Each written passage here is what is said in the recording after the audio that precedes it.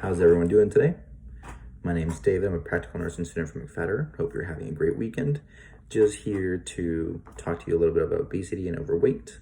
I'm going to post a short little quiz to see how much you actually know before we get started, and I'll have all the answers for you at the end.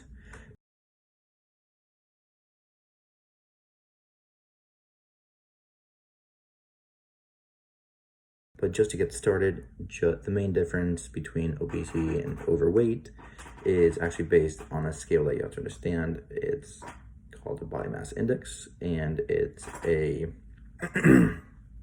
calculation based on your height and your weight, and sometimes a few other measurements of your body, such as the circumference of your wrist, such things. You also have to understand that these are very general things, and that there are other factors such as your gender. Generally, females have a slightly higher percentage of fat, but again, also very general. I personally did my own before starting the video, just so you guys would understand. I'm 5'7", 5'7.5", and I'm 225 pounds, which as of today, no one's ever actually correctly guessed my weight. So that goes to say about how your body distributes weight and such things. But if you're somebody that has a slightly higher bone density or muscle mass, you would fall into the higher ranges, which if you're between 25 and 29% of body fat, you're considered overweight. And if you're over 30% of body fat, you're considered obese. And these are some things to give consideration to, because there are a lot of very serious implications to this.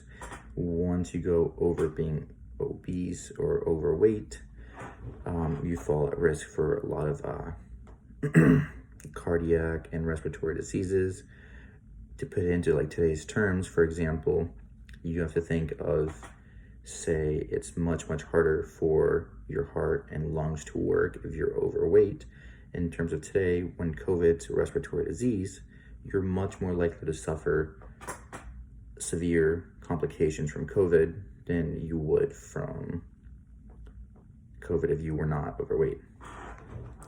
And besides that, there has been a link to multiple different types of cancers, coronary disease, strokes, hypertension, as well as mental illness, which is very unfortunate because it is already hard enough to deal in today's world, to be part of today's society. It's hard enough to interact with other people, to meet new people, and so obesity does definitely not help, and it does require a lifestyle change. But it's better that than eventually having that lead to depression or anxiety or even cancer. So it's one of those things that we're going to further discuss. Dariell will talk a little bit more about body mass index, and Marlena's going to talk about obesity in children as well. But these are some things that are present everyday in our everyday lives for most people, and they should definitely be given a lot of consideration. And there are a lot of resources to help everybody, a lot of community resources, and a lot of information on, say, the World Health Organization website, CDC website, plenty of places where information can be obtained for these things. So see you shortly.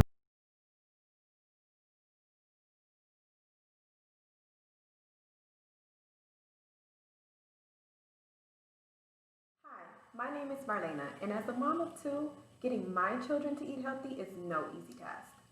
17.8% of our South Florida youth ranging from ages 10 to 17 suffer from obesity. It is extremely important to balance our children's plates and encourage active lifestyles. A healthy plate includes healthy choices from all 5 food groups and proper portion sizes. The fruit groups include fruits like apples, bananas, melons, and berries, vegetables like broccoli, spinach, celery, and tomatoes, grains from brown rice to oatmeal, cereal, and wheat bread, proteins like beef, lamb, chicken, salmon, trout, black-eyed peas, kidney beans, peanut butter, and almonds, and also dairy like milk, cheese, and yogurt. To help teach your children to make healthy food choices, click here to download BAM Dining Decisions mobile app, which brings me to my next point. Although eating healthy is the first step towards a healthy lifestyle, electronics have made a huge impact on the youth today.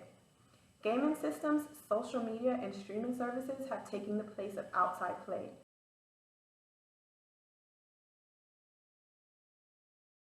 Like bike riding, outdoor sports, and outdoor activities.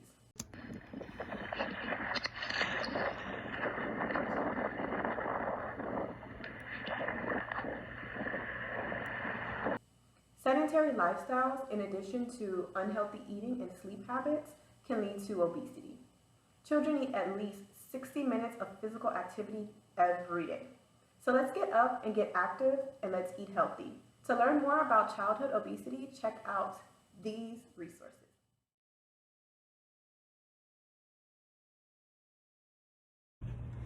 My name is Dariell. I attend McFatterTech. I'm in the nursing program, and I'm just going to speak about ways to reduce the risk of being overweight and obese.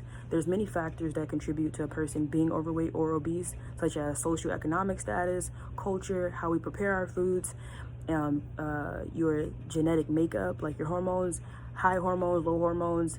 Internally, it fluctuates your ability to lose weight or gain weight. And it's important for us to realize that portion control is very important. That's a way to reduce your weight as well. It's a diagram called My Plate.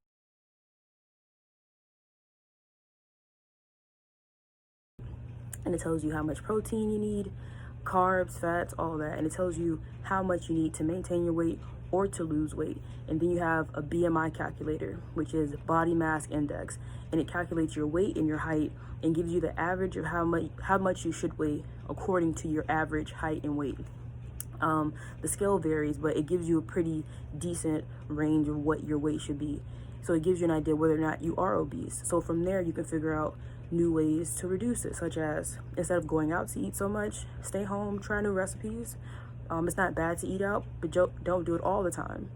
Try new recipes. Instead of frying your chicken, bake it. And right now, during this whole pandemic, it's very important to get out and become active because everything's closed, the gym's closed, the restaurants are closed. So it gives you more opportunity to cook at home and to go outside, go for a walk, become more active.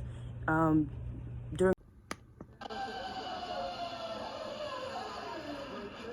this COVID-19 pandemic right now, it's important to do a lot of self-care and to take care of yourself. So go for a walk, ride a bike.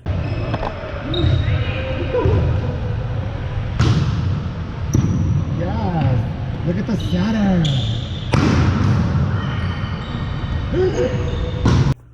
Go for a swim, because the biggest goal is to live longer, be smarter, and be healthier. That's the overall goal.